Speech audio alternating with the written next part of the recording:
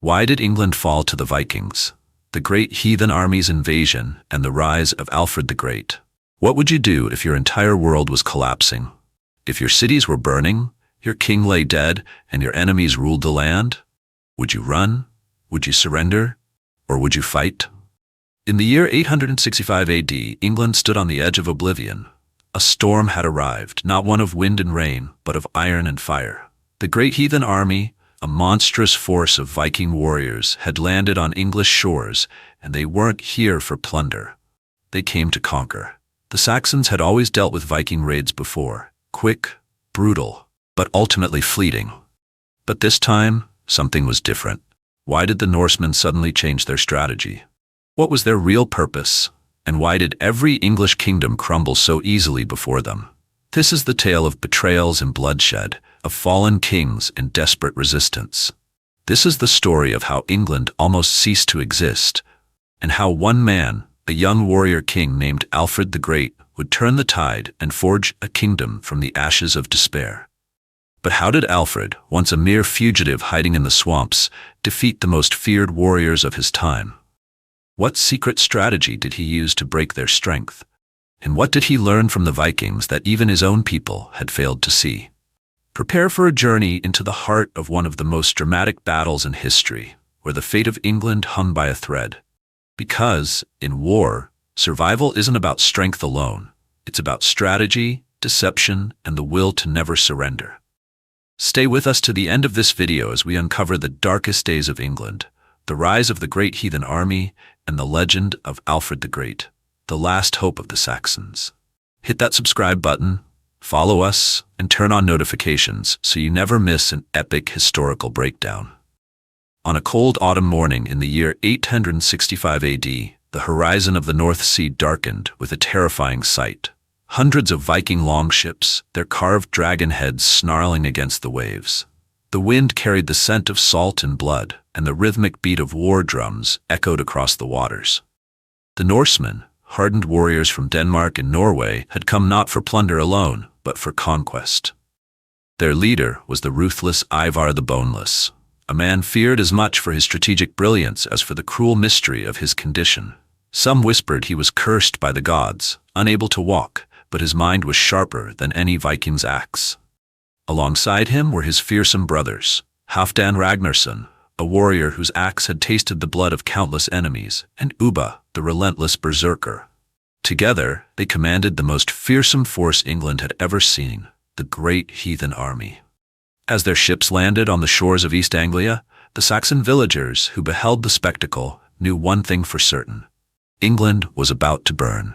King Ella of Northumbria had mocked the Norse gods. He had once thrown Ragnar Lothbrok, the legendary Viking warlord, into a pit of serpents. And now Ragnar's sons had returned for vengeance.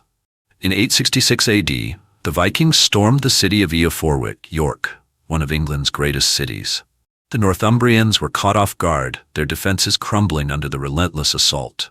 By March 21, 867 AD, King Ella, desperate and outnumbered, led a last-ditch counterattack to reclaim the city. The battle was a massacre. Ivar the Boneless, ever the tactician, lured Ella's forces into a narrow street where they were slaughtered like cattle. Ella himself was dragged before the Viking leaders. Ivar sneered as he looked down at the trembling king. "You threw my father to the serpents," he said coldly. "Now feel the sting of the blood eagle." What followed was one of the most brutal executions in history. The Vikings tore open Ella's ribcage, spread his lungs out like wings, and left him to die, a sacrifice to Odin. With Northumbria shattered, the Great Heathen Army turned south. England's doom was just beginning. By 868 AD, the Vikings had marched into Mercia, besieging the city of Nottingham. King Burgred of Mercia, knowing he couldn't withstand the Norse onslaught, sent word to King Aethelred of Wessex and his younger brother Alfred. Alfred, then just a young prince, was already showing the keen mind that would later make him legendary. He studied the Viking movements, their patterns of attack, their weaknesses. But his brother Aethelred, a man more pious than pragmatic, refused to listen. When the West Saxons finally arrived to relieve Nottingham, they found the city already lost. Burgred, rather than fight, paid the Vikings off, a ransom of gold and silver. Alfred watched in disgust, He knew the truth. "You cannot buy off a storm," he muttered. "You must weather it or be destroyed." The Vikings left Nottingham richer, stronger, and with their eyes fixed on their next prize, Wessex. King Edmund of East Anglia was a devout man, a ruler of peace, but peace meant nothing to men like Ubba and Ivar. In 869 AD, the Vikings marched into East Anglia, demanding Edmund become their vassal. When he refused, they dragged him to a tree, tied him up, and used him for archery practice, shooting arrow after arrow into his body until he was barely alive. "Where is your god now, Saxon?" Ubba taunted. With his last breath, Edmund whispered a prayer. Moments later, his head was struck from his shoulders. The legend of Saint Edmund was born. The Vikings had now swallowed half of England. Only one kingdom still stood in their way, Wessex. By January 871 AD, Wessex was under siege. Ethelred and Alfred led an army to drive the Vikings out of Reading, but the Norse, under Halfdan Ragnarsson, were ready. The Saxons charged with fury, cutting through Viking ranks, but they had underestimated their enemy. Ivar had set a trap. The Vikings encircled the Saxons, crushing them between their shield walls. It was a disaster. Ethelred barely escaped. Alfred fought like a lion, cutting down Norse warriors left and right, but in the end, the battle was lost. As Alfred fled into the woods, he turned back one last time, vowing, "This is not the end. Wessex will not fall." By 878 AD, Wessex had been reduced to ashes. Alfred, now king after his brother's death, was a fugitive, hiding in the marshes of Athelney.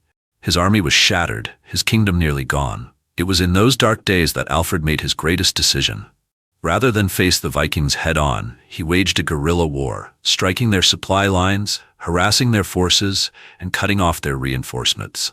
He studied Viking tactics, learned their weaknesses, and turned their own strategies against them.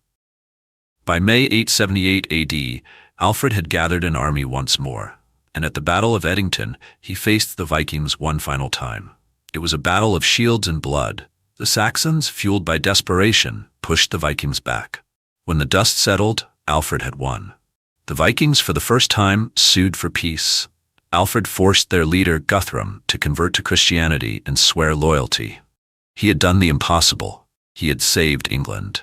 England had nearly fallen, not just because of Viking brutality, but because of Saxon weakness, division, and their failure to see the storm coming. Alfred's story teaches us, a kingdom divided will always fall.